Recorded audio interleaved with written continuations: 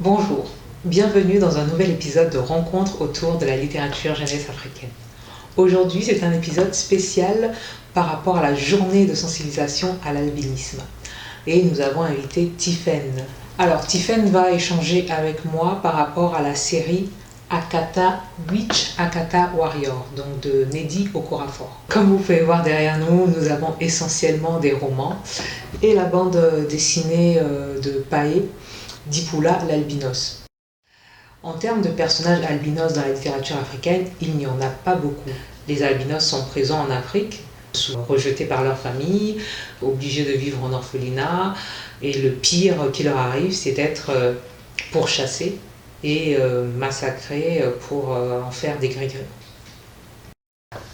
Alors, la série Akata est écrite par Nnedi Okorafor. Là, nous avons le premier tome, Akata Witch, qui est sorti en version originale, c'est-à-dire version anglaise. C'est sorti aux États-Unis en 2011. Et le tome 2, Akata Warrior, est sorti en 2014. Ce n'est qu'en 2020, en France, que l'École des loisirs sort la version française. Et en 2020, donc, en début d'année, Akata Witch est sorti. Et Akata Warrior est sorti en novembre 2020. Nnedi Okorafor est une auteure américaine, originaire du Nigeria. Ses deux parents sont du Nigeria. Elle est notamment connue pour avoir écrit Qui a peur de la mort. Et là, on la retrouve dans Akata Witch, donc, qui est clairement une œuvre pour les adolescents, puisqu'à l'intérieur, les personnages principaux n'ont qu'environ 13 ans. En moyenne, 13 ans. On va voir ça plus en détail.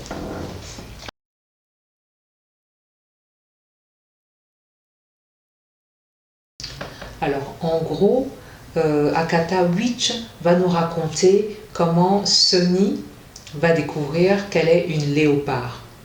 Les léopards, dans cette œuvre, les léopards sont des sorciers. Elle va se faire initier et avec un groupe d'amis, Orlu, Chichi et Sacha, ils vont devoir arrêter un tueur en série. Ça, c'est le tome 1. Dans le tome 2, concrètement, il faut arrêter la fin du monde. Alors, Akata est un mot péjoratif utilisé au Nigeria pour désigner les Noirs nés à l'étranger, les Afro-Américains ou les Noirs nés tout simplement en Occident, nés et qui ont grandi en Occident. Et Akata, c'est ainsi qu'on va surnommer la petite Sunny. C'est une petite fille albinos. Dans le premier tome, elle n'a que 12 ans. Elle est née aux États-Unis. Elle y a grandi jusqu'à l'âge de 9 ans. Et à l'âge de 9 ans, ses parents ont décidé de revenir vivre au Nigeria. Donc là, dans le premier tome, on la découvre, elle a 12 ans, ça fait 3 ans qu'elle vit au Nigeria et qu'elle a l'habitude de se faire appeler Akata. Et on l'appelle aussi fantôme à cause de sa couleur de peau, ou bien on lui dit qu'elle est moche, des petits mots comme ça. Mais bon, cela ne l'a pas empêchée de réussir à se faire des amis entre guillemets, qu'elle sait bien... Elle se doute que derrière son dos, il se moque d'elle. Donc, on peut un peu avoir l'impression qu'elle a réussi à se faire des amis parce qu'elle venait de l'étranger. Elle venait des États-Unis, ça faisait cool, c'était super. Donc, elle a pu se faire des amis, mais ces amis-là, ça ne les empêchait pas de rigoler des blagues, enfin, de quand on l'appelle Akata ou quand on lui dit qu'elle ressemble à un fantôme, ça ne les empêchait pas d'en rigoler. Et dans le premier tome, elle parle de ça, de ce qu'elle vit et d'une scène justement où elle va se faire frapper devant tout le monde sans que personne ne bouge le doigt, sauf un camarade de classe qu'elle ne connaît pas bien et qui s'appelle Orlu.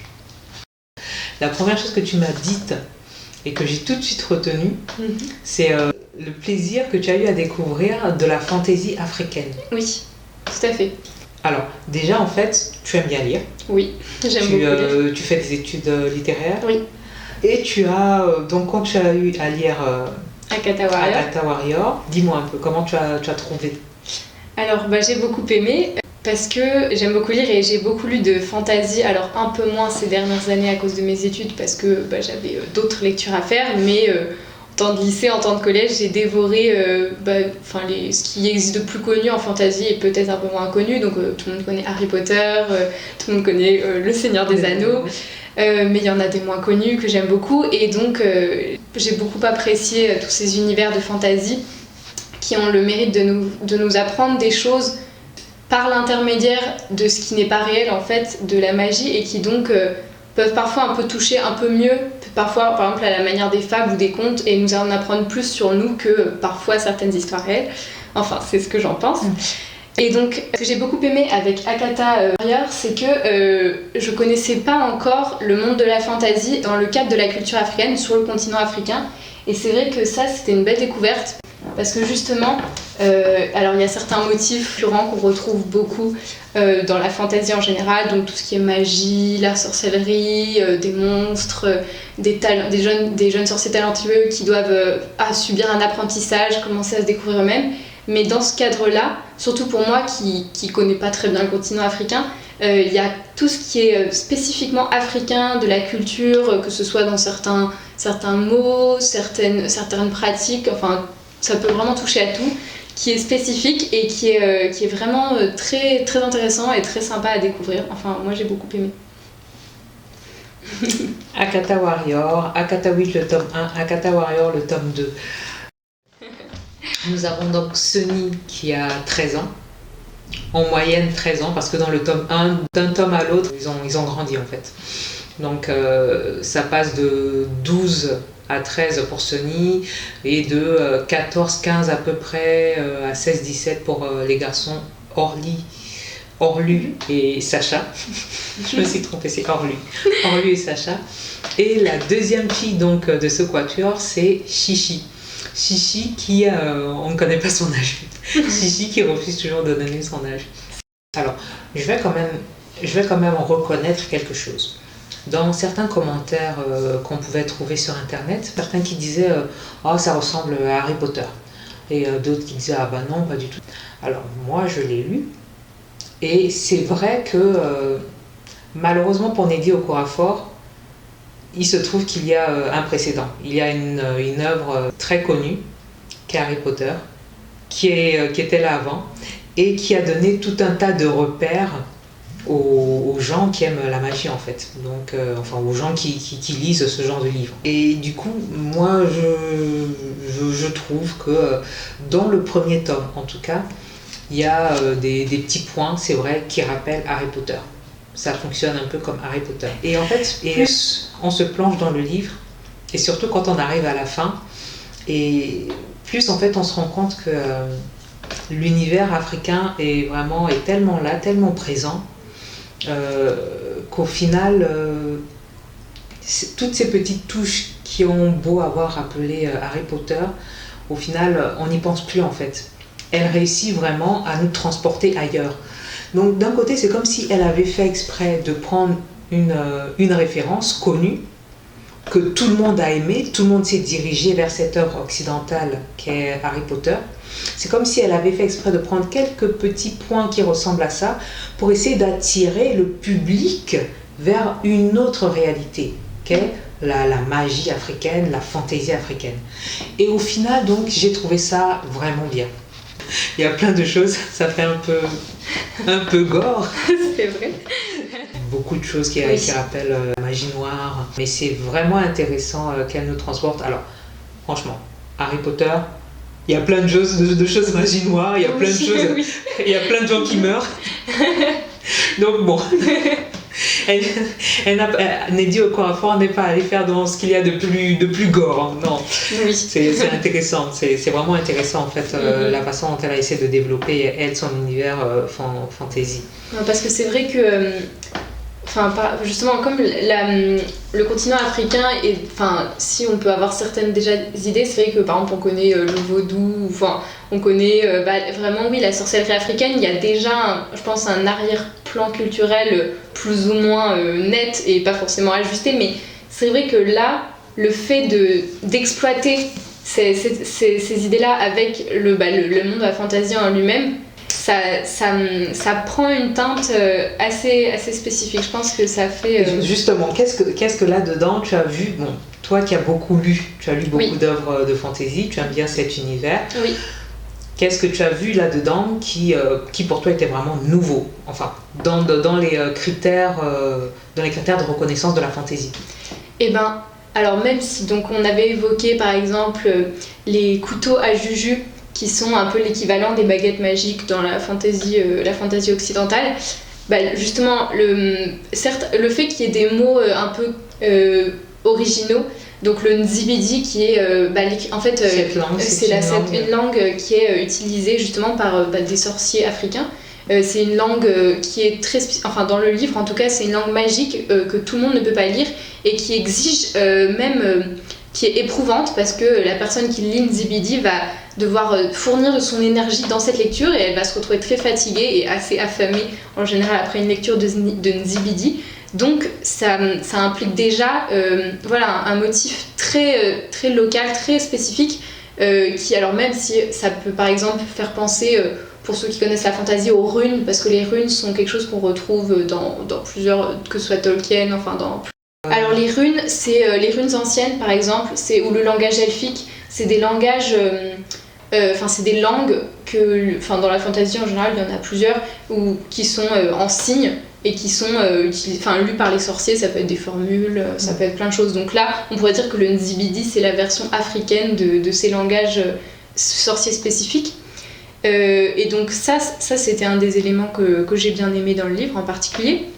Donc tous ces objets qui sont magiques, mais qui sont donc les couteaux à jus. Alors le juju, c'est en fait le terme qui dans ce livre désigne en fait toute pratique de magie, et ça se matérialise par une poudre en fait qu'ils utilisent pour réaliser toutes sortes de sorts, pour pratiquer la magie. Et ça se pratique à l'aide d'un couteau à juju, qui est donc l'équivalent de la baguette magique d'une certaine manière. Je suis d'accord, j'aime bien, oui, tous ces petits points, toutes ces liaisons que tu essayes de faire. Dès les premiers chapitres, donc je me rappelle plus si c'est dans le premier ou le deuxième, il y a Sunny qui raconte comment déjà elle se présente en tant qu'albinos. En plus d'être appelée Akata, on l'appelle fantôme à cause de sa couleur de peau, on lui dit qu'elle est moche. Bon, ça ce sont les quelques idiots de la classe qui le disent. Ce n'est pas tout le monde concrètement qui le dit. Et on a qui sont aussi un peu hypocrites. Ensuite, elle va se faire frapper par une bonne partie des camarades de sa classe, parce que la maîtresse lui a demandé de fouetter tous ceux qui avaient eu une mauvaise note. Et elle ne va pas vouloir le faire. Elle trouve ça insensé de se retrouver, parce qu'elle a une très bonne note, de se retrouver, elle, à corriger en fait les autres élèves. Donc elle fuit. Et c'est la maîtresse qui va corriger les élèves. Et déjà quand elle était devant le tableau avec la chicotte pour corriger ses camarades, déjà les camarades la dévisageaient, la regardaient avec de la haine dans le regard.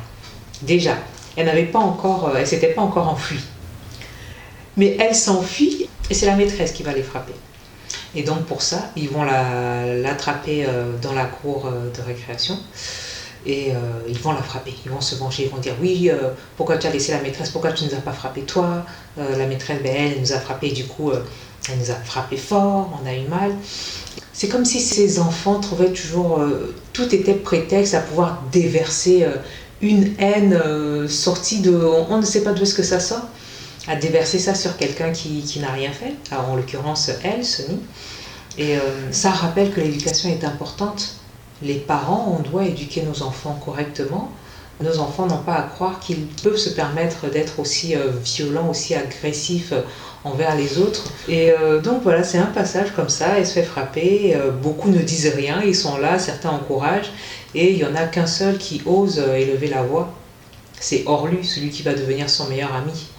Et c'est vrai que ça rappelle justement cette condition d'albinos qui n'est pas facile.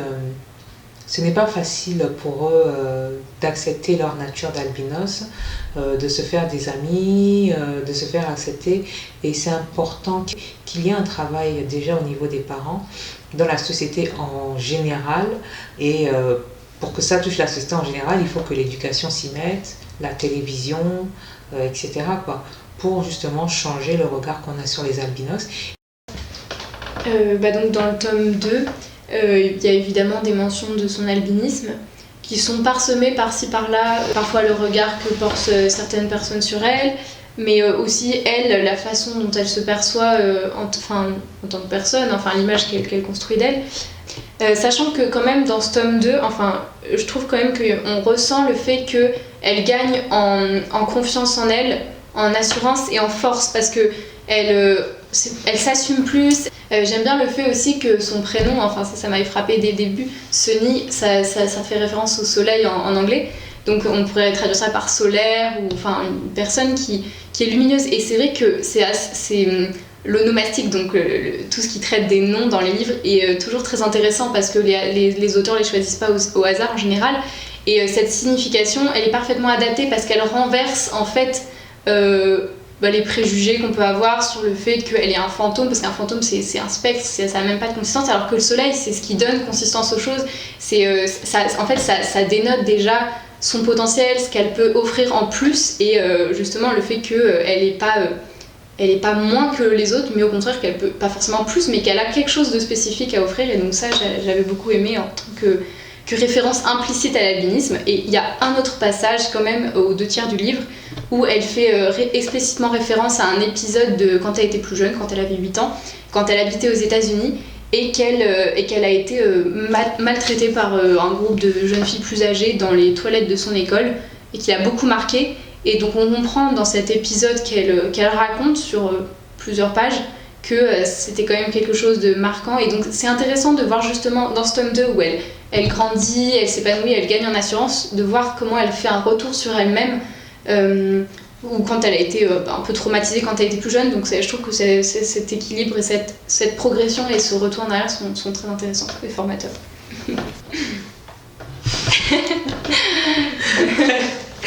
Très intéressant, non?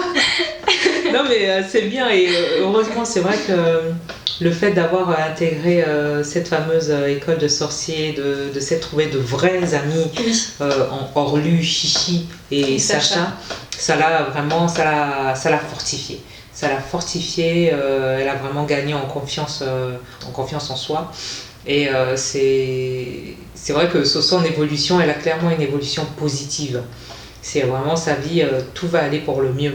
Et justement, dans la mesure où les dangers sont peut-être, où elle a plus d'obstacles à affronter, et elle trouve d'autant plus de force en elle pour les affronter. Donc ça veut pas dire que, même si ça va pour le mieux, que c'est plus facile, mais que elle grandit pour justement aller vers le mieux, malgré l'adversité, etc. Donc quand on sait que dans la vraie vie, le soleil est son ennemi, de mettre son nom et son côté esprit toujours en rapport avec le soleil et montrer qu'elle est lumineuse, qu'elle est radieuse, qu'elle est resplendissante, ça embellit le personnage en fait. On ne peut qu'apprécier le personnage.